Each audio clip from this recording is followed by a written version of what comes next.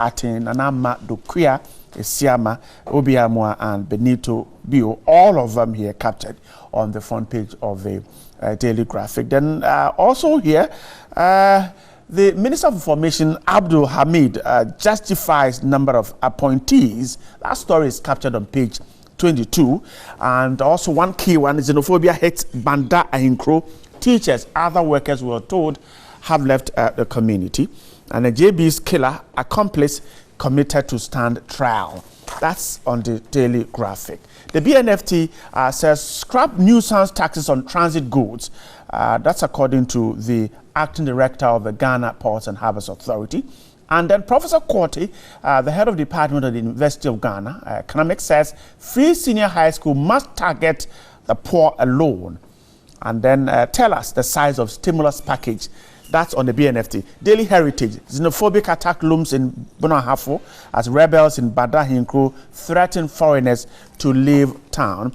Business Finder says Fitch backs government growth target. It will be stronger since 2013, but IFS sharply disagrees. The story is captured on page 3. Let me go to the Daily Statesman this morning. President names deputy ministers here of that story. Also captured here, and then Parliament approves 2017 budget. All stories on the pages, the front pages of the papers. My guest this morning, Member of Parliament for the Tim Paddy constituency, Joseph Dinjo Benka, is with me. Good morning. Good morning. I'm grateful for your time this morning. Very grateful as well. Thank you for joining us. And then Fred Agbenyo is a member of the NDC's communication team. Fred, good morning too. Good morning, Bright. Thanks for your time. Thank you. All right. So let's start with, I think, 3 of the papers. The Daily Statesman has it. President named deputy ministers. Daily Graphic, 50 ministers, deputy ministers named, 4 ministers of state. And then Daily Guide, Nana goes with 110. Let's start. Joseph, let me start with you. The initial reactions were, one of which is that simply too large a government. How would you react to that? Thank you very much. First of all, let me thank you for the opportunity. And let me thank my constituents, the people of Timpani constituency. Let me say a good morning to them. Let me put everything in perspective. I will start it from the Constitution. And I intend to look at it from that perspective through to the general living standard in this particular country and what this can do for the people. Now, in our Constitution, Article 79 is very clear on this issue of appointment of deputy ministers. It is the prerogative of His Excellency the President to so appoint people to serve in the capacity as deputy ministers of state. Now, that article says, and I'm just paraphrasing, that the President shall appoint deputy ministers, 1 or more deputy ministers to each ministry with a prior approval of Parliament. What it means is that His Excellency the President is enjoined by law to appoint deputy ministers.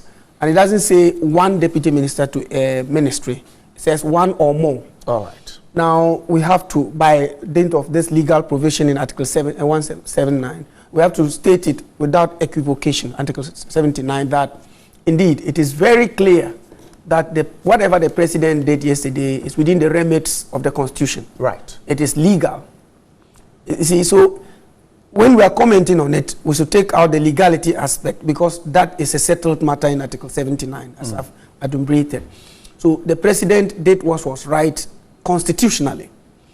Now, the next step is the size you are talking about. But again, this is my response to this, and I believe that the Minister for Information did say it yesterday. Now, governance, the most important thing is for you to deliver on the promises you made. The most important thing is for the people to have water flowing through their taps. Again, the people need to have a good educational system. They need to have the facilities for education. The health sector need to be put right. Our roads infrastructure need to be put right. And we need to get all our economic indicators right as we march forward towards our economic and social development.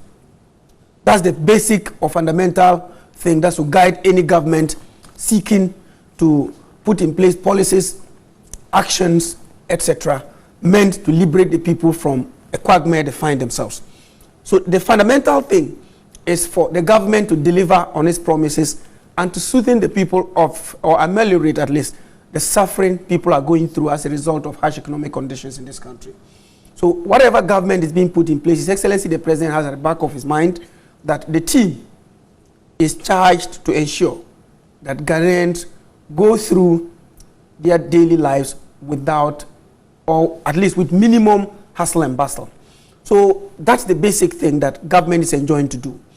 And if you look at this against the backdrop of what is actually enumerated in part of our Constitution, Chapter 6, particularly, that is talking about the directive principles of state policy, that His Excellency the President and Parliament, all other state institutions are supposed to be guided by the principles as stated in the directive principles of state policy captured in Chapter 6 of our Constitution, which is that they need to manage the economy in such a way as to maximize the happiness of the people.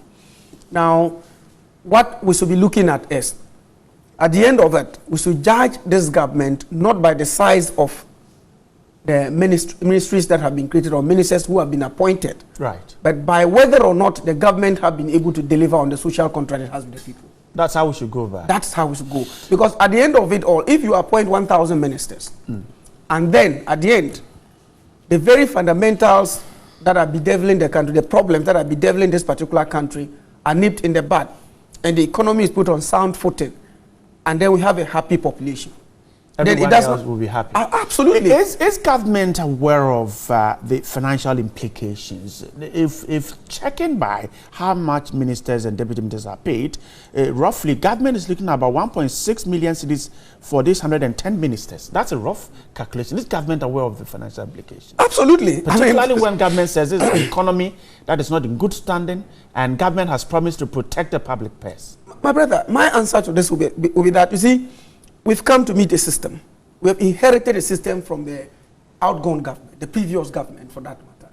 And we need to put things right. And in the judgment of His Excellency the President, this is the team that can put those things right. So that's why I'm saying that what we need to do then is not to look at the cost of maintaining the ministers, but the output. Because you could have 10 ministers. Are you suggesting that we shouldn't care about the cost of maintaining them, even if it will affect how much we put out? The cost of maintaining, I'm not saying we should discard it. Because in production, it is your input and your output. Absolutely. So if your output or what you put in to get what you want to get is more, you might run into trouble. Not at all. You see, we have to come to that conclusion with some kind of caution. Because as I have indicated, we have had leaner governments in the past. At the end, what was the result? So ask yourself those fundamental questions. Of course, there's a change of government. The previous government had lesser ministers than we have now. But the people of Ghana gave an emphatic electoral victory to His Excellency the President. And in his judgment, after the people had actually handed power to him, in his judgment, he thinks that 110 people will be able to man the various facets of the economy. The people gave the president a mandate because they felt that the previous government was wasting resources. But they did not actually indicate. In fact, I cannot, and I know you cannot as well, come to any conclusion that the reason for the defeat of the previous government was because of the size of government. No, that's not be it. You know, if you can come to that conclusion, then you can say that it's been defeated by the fact that we have 110 ministers. But that is not the conclusion you can come at all, because there's no scientific basis for it. And in fact, but one thing we can always agree is that the people felt the previous government was not utilizing our resources well. Absolutely. Right. Absolutely. But see, and the concerns have been raised that 110 ministers will see a lot of resources not being utilized. Hold it. The misuse of resources, payment of wages and salaries cannot count for misuse of resources, please. I think that misuse of resources has a certain definition that we should put to it. And one of it is that where you deliberately manipulate the system so as to siphon some resources into private pockets, naked corruption, or diversion of resources for use either than what is intended, can be said to be clear cases of wastage that the system will actually correct or seek to correct.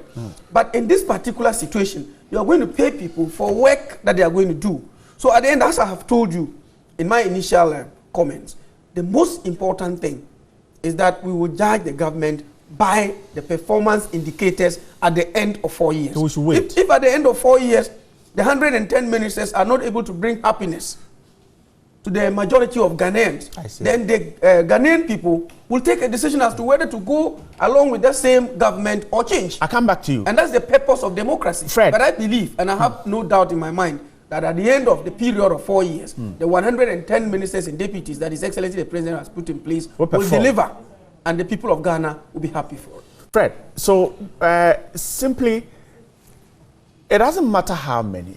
It is about the deliverables. That's all that Joseph is talking about. Let me say good morning to our cherished viewers. I understand why a lot of people think that politicians are not sincere. A lot of people think that politicians don't tell the truth. Because depending on where you sit politically and the way you argue over issues and the way you put your issues across, a few months down the line, one will wonder what honorable members in here would have been saying if President Mahama had presented this number of ministers to the people of this country. I'm sure the story would have been completely different. But today, every effort is being made to justify this novelty we have never seen before in our entire history, having over 100 ministers at a time. And yet they're trying to justify. Not too long ago, the same president went to Parliament and told the people of this country that we are spending almost 97 to 99% of our GDP on 3 items, including salaries and monuments. Is that not the case? So one would have thought that a president will act in a way, in a manner that will bring that particular trend down. Because we need money for other development activities. You know how much it takes to take care of one minister of state? Apart from the salary that you just mentioned, the V8 Land Cruiser that he needs to travel with, the saloon car that he needs, a fully furnished bungalow, a policeman that will follow him wherever he goes, the special assistant. Today there are some other people they call the PROs, apart from the special assistant, whose salary is almost equal to the deputy minister. They have a PRO, houseboy, garden girls, and what have you. You know how much it takes to take off one deputy minister, one minister of state? Does it matter if it will yield the dividends we're looking for? I am surprised. What dividend Fred, will it yield? If we were spending on the chief executive of TV3 and he's putting in the right policies, and so we're making operations easier, and our turnover is high. Does it matter how much we spend on it? If you go to Ministry of Information, we have a sector minister. We have 3 deputy ministers. If you go to almost every government agency and institution, we have PRO persons over there who are supposed to speak for their ministries. So the Ministry of Communication basically is looking at only the government outfit or the presidency. If you are the presidency, we have a communication bureau over there. We have a press secretary at the communication. And yet, one single ministry, Ministry of Information, you have 3 additional deputy ministers. What are they bringing on board? I'm asking you if it matters if the end result will be achieved. Which end result? What are they going to tell us? Okay, so let's say that we have a Ministry of Water Resources and Sanitation. Now, would it matter how much we spend on these deputy ministers and the substantive minister if at the end of 4 years, Ghana is clean, water coverage is 100% and everybody is fine? My brother, at the end of the 4 years, they can't get water coverage for 100%. They can't do it. I see. They are not going to do anything. That is your assumption. No, it's not my assumption. We know they can't do it. You and I know they can't do it. You are only playing the devil's advocate. You know they can't do it. And I understand why President Anado will do a thing like this. He knows definitely that he's not going to run for the election in 2020. So you will not have the people of this I'm country sure he's been talking will to not you. have the opportunity This is serious. to express. I'm sure he's been talking. You are making a categorical statement on air that the president will not be running in 2020. I am saying that. No, please, Can I- please. can Can I you say- rephrase then- that? Honorable, I can I believe continue? this is not good for breakfast. Except the president. He hasn't said that Honorable, anywhere. can I Please. continue? His Excellency, the president hasn't said anywhere that he will not be running it's for not the the president president spoke to, but if the think. president, if the president knows that he'll be going for another re-election All right. in 2020, he'll be very mindful. He wouldn't do a thing like this. Talk to people around the streets. People are so annoyed by this decision. A small country like this, 110 ministers. What is the where is the annoyance coming from? Duplication of ministries. They've created several ministries and the presidency alone for the first time. 1.5 billion Ghana cedis is the money allocated to that ministry. Go and drink tea. When you Tea ask is them, going they to tell be you, used oh, we to have drink several tea. ministers over there. My As brother. though we have never had ministers of state at the presidency. We have always had ministers of state at the presidency. But look at the budget that they're taking there this time around. Has not there Look not at been the an budget. explanation to that Honorable, effect? can I continue? Yeah, Joseph, In the past, you will not accept any explanation. Nothing made sense to you in the past. Suddenly, you want the people of this country to accept your explanation. Suddenly, you have a better explanation. In the past that they allocated money to the presidency, you ran with it in this country. You said all manner of things. As though somebody took the money there and was just spending recklessly. Today, you are trying to justify why you took 1.5 billion to that place alone. Duplicating ministries here and there. You go and carve one thing from one ministry, carve another one from a new ministry, 2 deputy ministers. You just don't understand what is happening. Now you go to Ministry of Education. You have a sector minister, Minister of Education. You have 2 deputy ministers. Then they have brought in a 3rd minister of state in charge of tertiary. Complete confusion. And I thought that Professor Yanka, knowing him for who he is, who said that, no, this thing doesn't make sense to me. I cannot be appointed to go and occupy a position like that. For you think it doesn't, but like Joseph said, the president has a plan, and that's what he's working with. You see, he was quoting the constitution earlier that the constitution permits the president to do whatever that we he did. we know that. The constitution permits president to do a lot of things. Right. If they will just go ahead and say that because the constitution said we should do it, I'm going to do it. I'm sure all of us by now would have run out from this country. There are several provisions in our constitution that the president can exercise. But sometimes you need to use your discretion. Joseph, In one thing we are complaining about Joseph, our expenditure. Joseph, for the first time, Fred, I'm coming to you. For the first time, we have 4 ministries. For the first time in the Fourth Republic, 4 ministries, 4 have 3 deputy ministers. That is also a plan by the president to get things done. Yes, the enormity of the task. You see, exactly what is the plan here? For instance, you have the finance ministry, Mr. Kweku Kwarteng, Mrs. Abinose Asare, Mr. Charles Dubois. So there's a work for them to do. Absolutely. Absolutely. And that is why I have read the provision to you. I paraphrased it, that you do it in consultation with the minister. Now, the minister goes to meet a certain situation and he thinks that he needs 3 people to assign them to certain roles to complement his effort. After consultation with him, you have to do it in such a manner as to help him succeed. Those 3 are going to be assigned certain responsibilities in the ministry. And you may not be privy to it. And the president is not going to publish to the nation that, oh, the reason why I have selected 3 people for the Ministry of Finance is for one of them to go and perform this role. No. The most important thing is that they each will be assigned a certain role that they will perform to ensure that the country succeeds, especially in terms of the Ministry of Finance, as you have indicated. In all the other areas, each of the deputy ministers will be given an assignment, specific assignment to accomplish. You look at the task.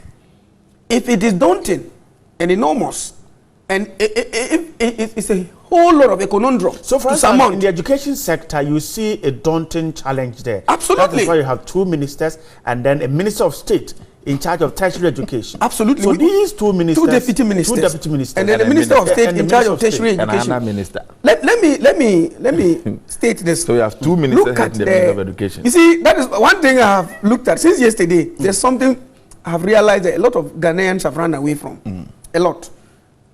It is competence. I wanted us to question the competence of the individuals who have been appointed. You see? If they are not competent, if the argument is that the people who have been appointed to various positions are not competent, we have a case. Right. But For example, the one in charge of tertiary education, and I have said this time and again, you are going to have a person to deal with professors of the various universities, doctors, academia. You couldn't have appointed any better person than somebody who has worked with them before. I mean, we have known in the past that, with the greatest respect, I'm not going to cite any examples. We've seen examples in the past when school leavers from the university, first degree leavers, have had to go and deal with vice chancellors and etc. And sometimes these things, I mean, you have to look at the social setting to be able to match up with the environment so that you can actually deliver. So if you look at the persons who have been appointed, you've read the names.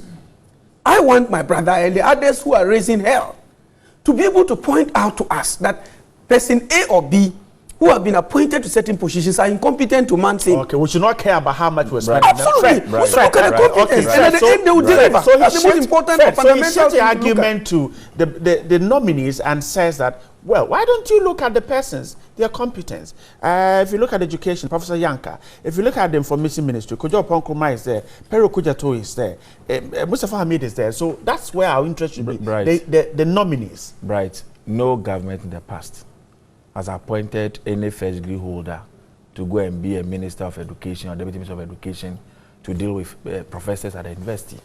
If for nothing at all, for the first time in our country, we had a former vice chancellor as a minister of education in this country. And so that argument is a non-starter. We have too many competent Ghanaians. I did not mention in the capital. Can I continue? We have too many competent Ghanaians in this country. So if the issue is about just competence, then we can as well appoint as many as 1 million ministers. There are too many people out there who are qualified to be ministers and deputy ministers. So then we should go and pack all of them in there because we are looking for competent people to go and face our problems. If that's the argument he wants to make, then we should not even leave it to the 110. That's simplistic. Because there are several people who are very competent in the area of education, in the area of health, in the area of every sector of our economy. You can equally get people who are very, very competent who are out there. Far competent than some of the people who have been appointed today. So if the argument is only about competence, then let's push everybody here aside and go and bring them, add the numbers to it. You are no longer interested in the wage bill that the president spoke about recently. You are no longer interested in the wage bill that the finance minister spoke about recently. I'll put that question Go back and read some of the things that they said in 2013. Go and read what the director of communication, Nana Kumia, said on the 30th of March on JFM. What they said about appointments. When President Muhammad at the time had not even appointed even up to 85. Suddenly the tables have changed. They're trying to give us reasons why for them they can appoint anybody and everybody. One small point, right? You see the point I'm making. I'll come to you. Just about come to you. Just note it down. Ghana is in the hands of President Nana Akufo-Addo. Ghanaians are watching him. Whatever he chooses to do for our resources is his own business. Whatever he chooses to do. In one vein, you complain about somebody spending money recklessly on things not done. But look at all these ministers. Okay. All the jobs that we are. So if you go to the education minister we are talking about today, we have 2 substantive ministers. Deputy ministers. 2 substantive ministers. One is a minister of a minister at the presidency, and one is a substantive minister. Napo is a minister. Right. Professor Yanka is a minister. Then we have 2 deputy ministers. So who is going to be responding to who? All right. Joseph, so is it not confusion? There's no confusion. Joseph, Fred was asking a question. You no longer care about the public purse? Let me even situate this in another perspective that perhaps people haven't looked at. If you look at the appointments that were made yesterday, close to 90% are honorable MPs. They are already earning. Close to 90% of those who were appointed yesterday are honorable MPs. Because we know that these persons will be using state vehicles, their vehicles are fueled. Yes. So I'm just putting that in another context. No matter what the state will spend on them. Absolutely, I have no doubt about it. I've never run away from it. And I have told you, and I would like to repeat it. In fact, to the peril of anything, that the most important consideration of any government anywhere on earth is to bring happiness to the people. Okay. That's the most important consideration. All right, Joseph, it's okay. Johnny and let's judge the government whether it is capable of delivering. Joined us with some comments on this very particular issue. Johnny, the comments have come in. A lot of them bright indeed. It says, in fact, after the declaration of such huge numbers for the executive, any MPP persons who do not find themselves in there may have to see themselves as not very significant. Big boy in Somania. Good morning. or Bright. It's not clear that the president hasn't got the capacity to deliver with a lean government. Only a lazy leader will engage many people to serve instead of experienced and capable leadership who are able to lead and monitor civil or public service servant to deliver. This is just job for the boys, IB. Good morning, Bright. The size of the ministers is huge, but we trust that the president is doing what the president is doing, from Isaac Intamle. There's no justification for having 110 ministers. 110, it is obviously job for the boys. For family and friends, it's unrealistic to spend approximately 20 million Ghana cedis on just ministers without tax. Nurses are demonstrating for their mandatory postings. That isn't the President Akufo-Addo's concern. Jobs for friends and family is his concern. 2020 isn't far. Samsudeen Kamvile Intamale. Bright. Ghanaians should expect the appointments of Deputy MMDC soon from our 419 government. President Nana is surely making history for Ghana 60 on. Anyway, congrats to Honorable Joseph on his appointment. Alex, Deputy, Attorney General. So it tells you why it's really defending. He's a beneficiary of the battalion. He's our brother in power. Yeah, brother in power. Deputy Minister, my counsel. Well, maybe we can just hold on with the. Okay, here we go. Technology, come on. All right. Here we go.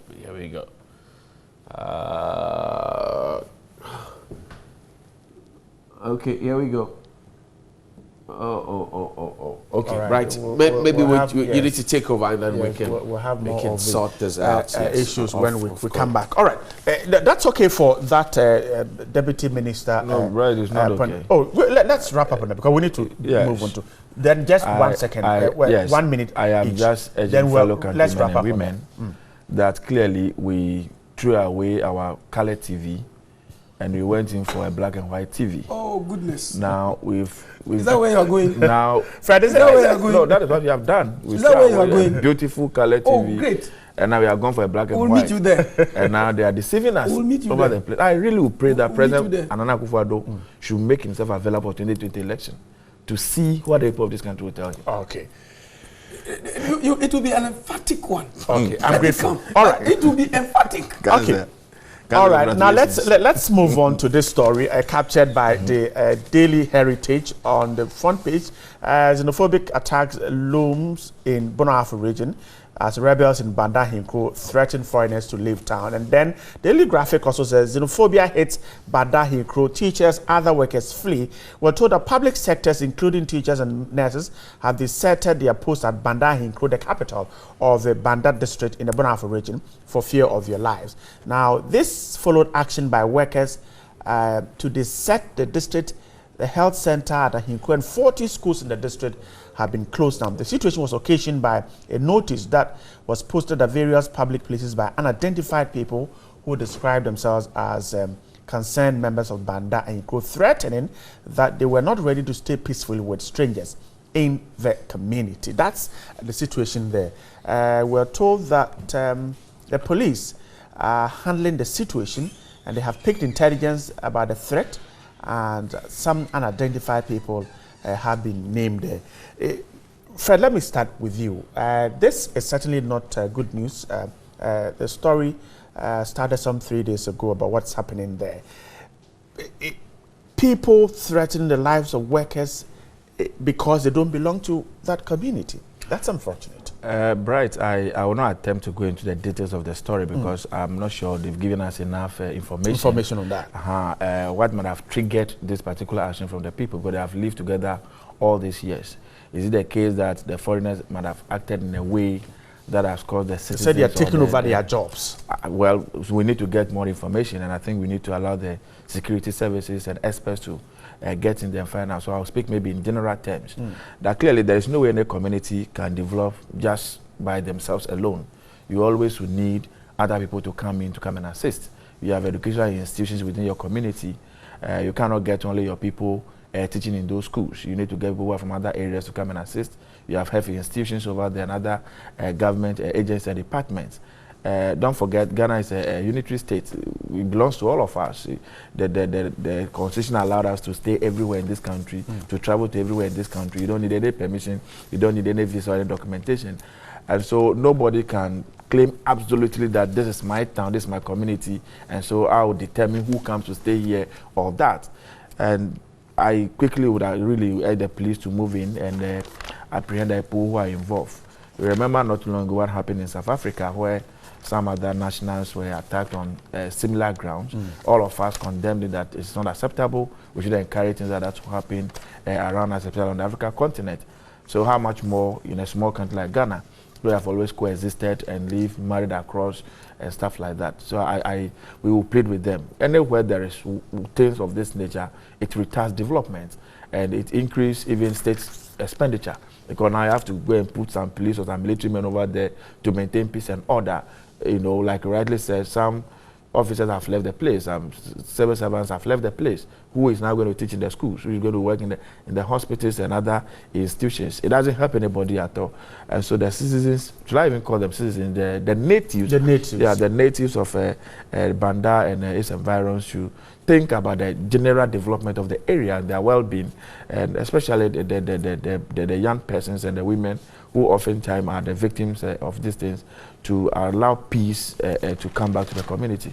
I'm grateful, Joseph. And so it's a worrying situation we have on our hands, particularly when there's a need to bring everybody on board in order to pursue this development agenda. Right, thank you very much. When the story first broke about some few days ago, right, I got scared. I said that this cannot happen in Ghana.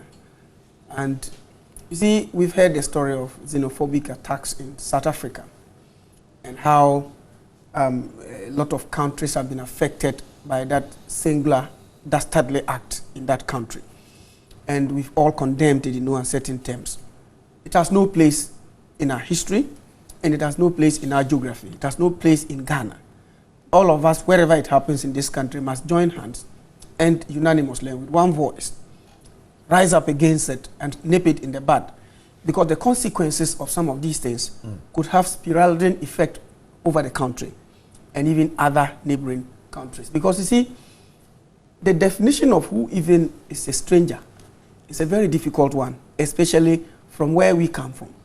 You know, so to just say that because somebody is not an indigent, that's the end of it, then he does not merit to occupy a certain part of the social facet of that particular community. That's with all intent and purposes, I think that's quite unfortunate and ought to be condemned in no uncertain terms. I think what we have to do is to apply the law and apply it to the latter. The police will have to put in place all the mechanisms to identify those who are funding this and those who are orchestrating it, get them apprehended, and let them go through the right procedures of law. And if they are convicted, some of them should be given fines and others in prison to serve as a deterrent. Because, look, you may never know. A little spark can have an effect that will get out of hand. And as a nation, we don't aspire to get to such levels. So what I can say for now is that all stakeholders, and I think opinion leaders, chiefs, assembly members, in those communities, or in that particular community, Banda Nkro, should put hands to the wheel and ensure. In fact, they are not an oasis. They are not an island of their own where they have everything and they can do everything without any other person from any place. It's impossible to do that, especially in a global environment like ours. So I will just plead with them that they should give peace a chance in that community, and those who are threatening to carry out such things should have a change of mind and a change of heart, so that we live in one country and we are one people with a common destiny.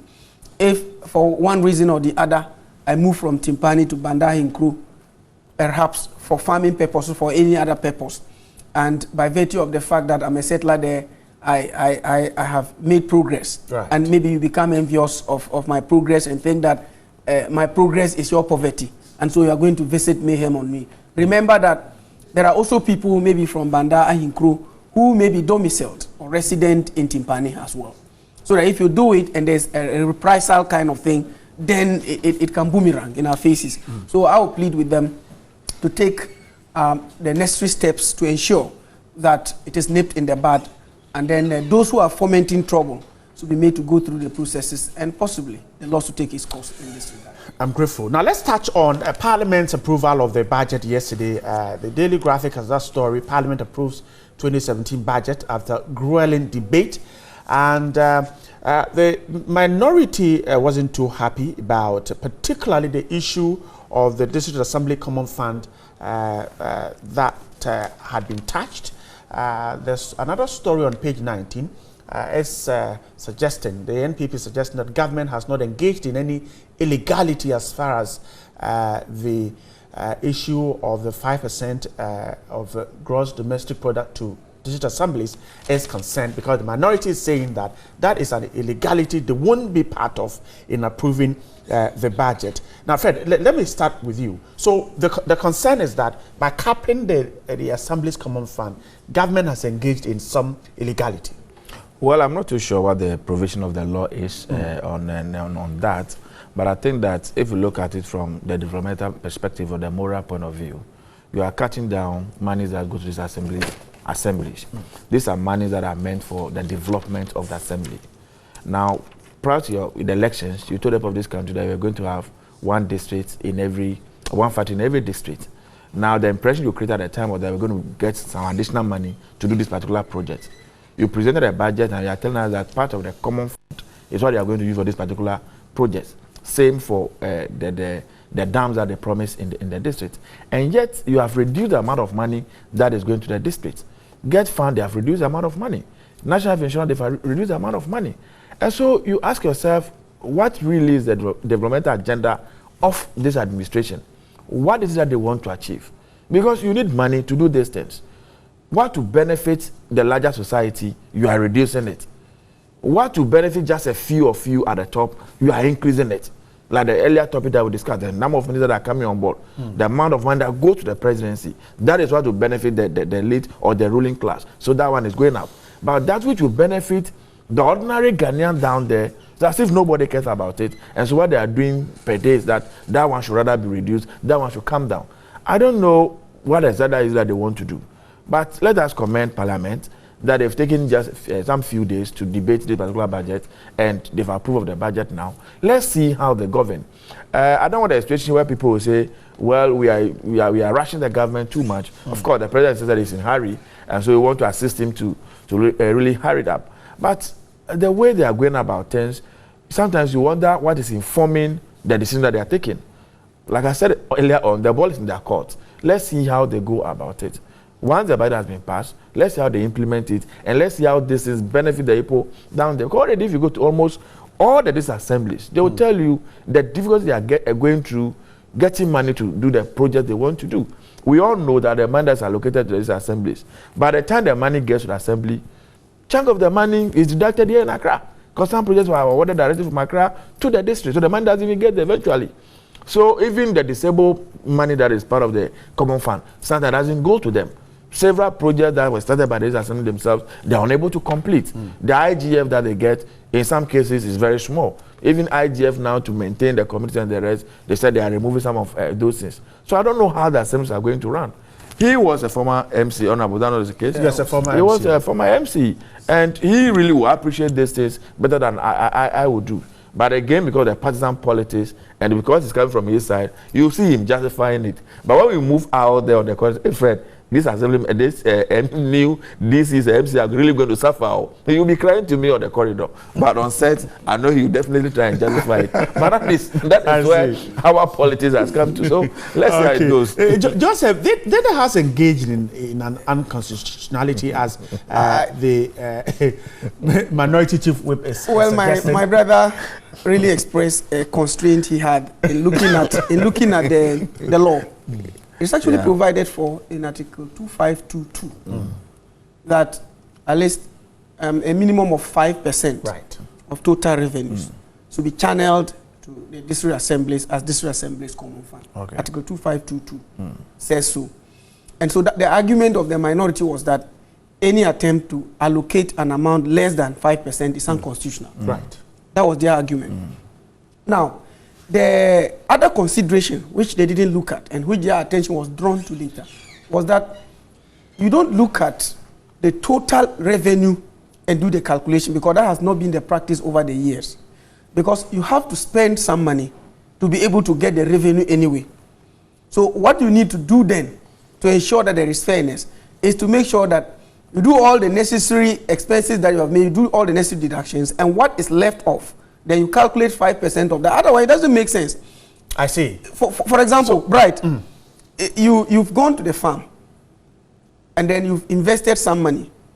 At the end of the day, out of the investment, you invested 50,000 Ghana cedis, and you got 100,000. The argument is that when you're going to make any calculation, do of it of the 50,000 extra you made from the investment, but not of the entire 100,000. Otherwise, you run into certain difficulties, including eating into your own initial capital and etc. So that was the basic argument. Just a clarification. That was the basic argument that was made. Just a clarification. And I'm seeking. Oh, just a clarification. You are saying that per the provision in the law, yes, 5% of the revenue. Minimum.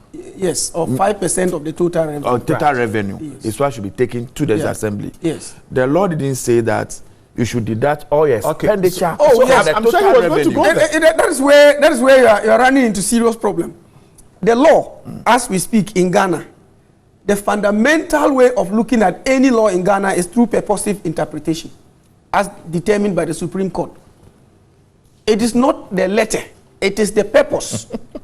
Okay. That's why President Mahama became president in 2012. So in the Supreme Court justices went for purpose. They gave a purposive interpretation. If they were to go for the letter, the results would have been different. So if an interpretation will lead to an absurd situation that will not bring justice, they will depart. And in this particular one, we were very clear in our minds that an application of it, as it were, without purpose, will lead to an absurdity. Okay. If you read that one, along with the directive principles of state policy in chapter 6, it's also very clear that the directive principles of state policy shall guide the executive, parliament, and the judiciary in the course of execution of our duties. So when you say that it shall guide, it also means, again, that if you read the provision in 2522, it says, subject to other provisions of this constitution. Okay, Parliament should make provision for at least 5% to the district assembly. And our argument again is that, look, when it says subject to the other provisions of this constitution, you could take into consideration, for example, the directive principles of state policy, which says that it shall guide, and that governments will manage the economy in such a way as to maximize the happiness of people. So in the judgment of government, by the application of the directive principles of state policy, if it comes to government's judgment that retooling of resources will not be a breach of the said Article 2522, retooling it and rechanneling it will not be a breach of that, and it will be in compliance with the directive principles of state policy, then we can say without a shred of doubt that there is no breach. And that is why our argument at the end, we came to that unequivocal conclusion that there was no breach of the constitution whatsoever, and that retooling of resources cannot amount to a real breach, and it's only in compliance with the, you look at the constitution as a whole.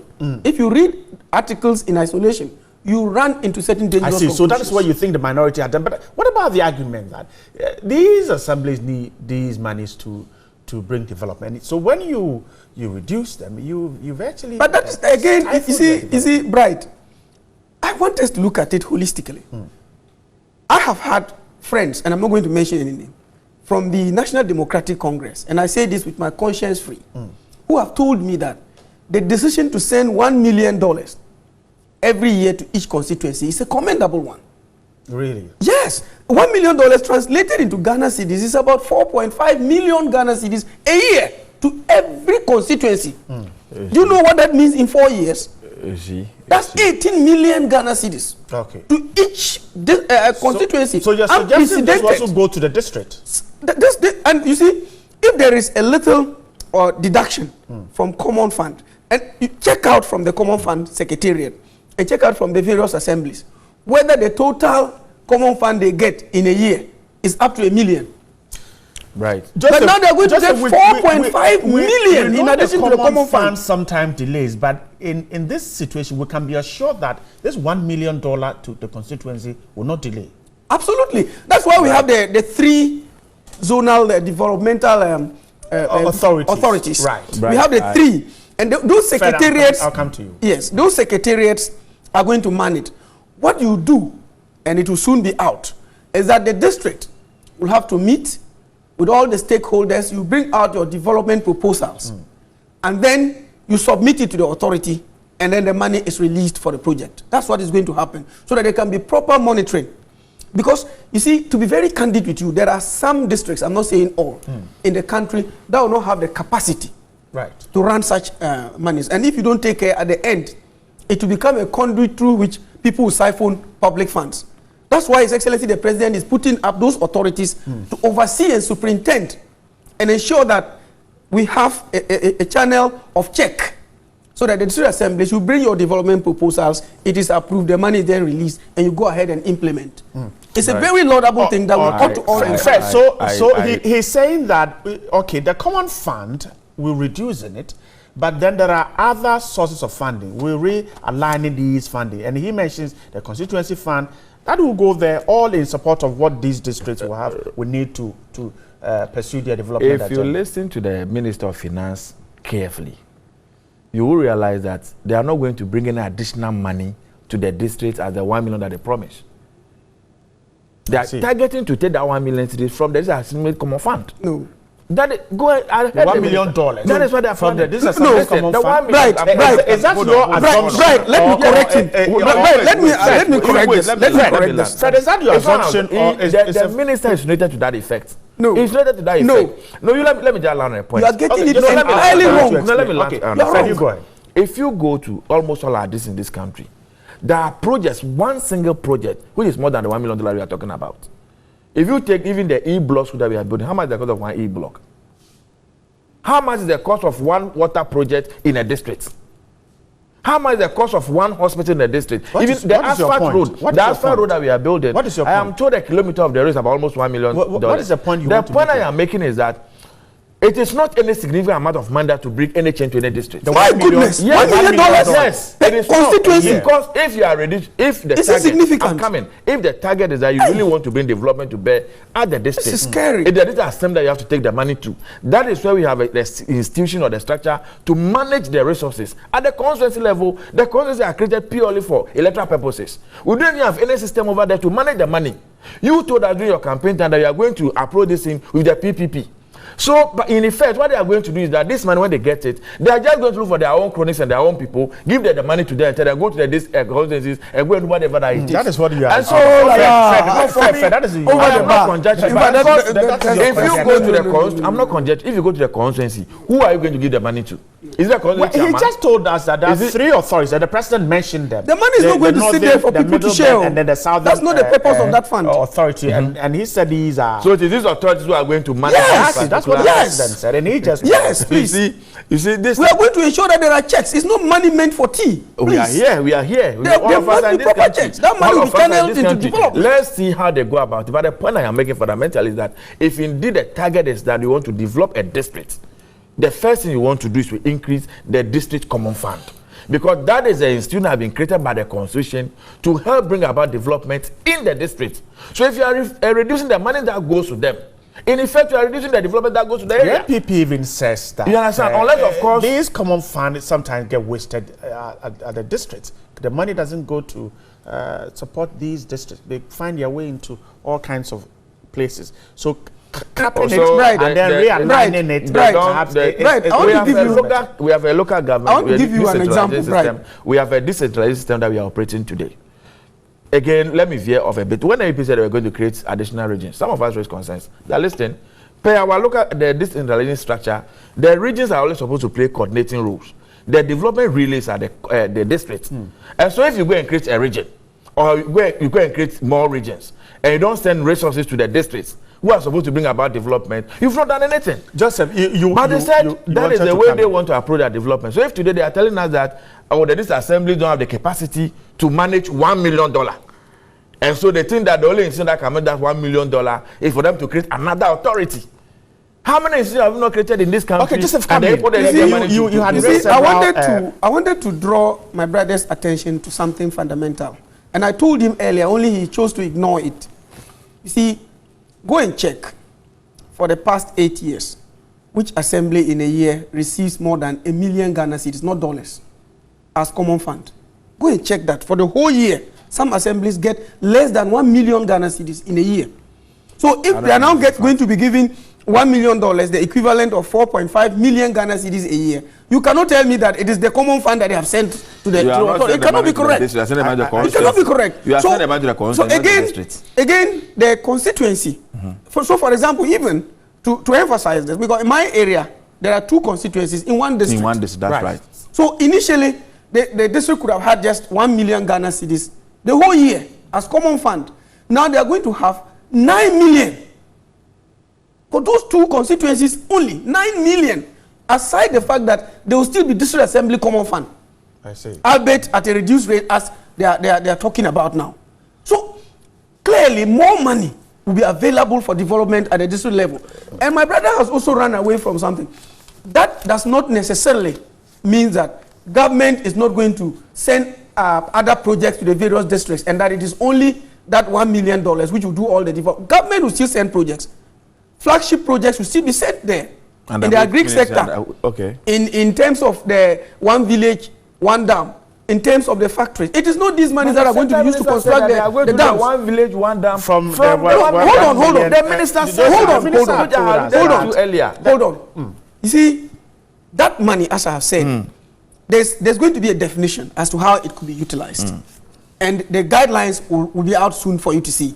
But I'm saying that most of the projects that we are carrying out, we are going to free the district assemblies to be able to get enough resources to expand their developmental agenda, because hitherto everything was concentrated in Accra. The E-blocks, where were they awarded? I'm reminding you. Where were the E-blocks awarded? The E-blocks we were talking about, where were they run out awarded? of time.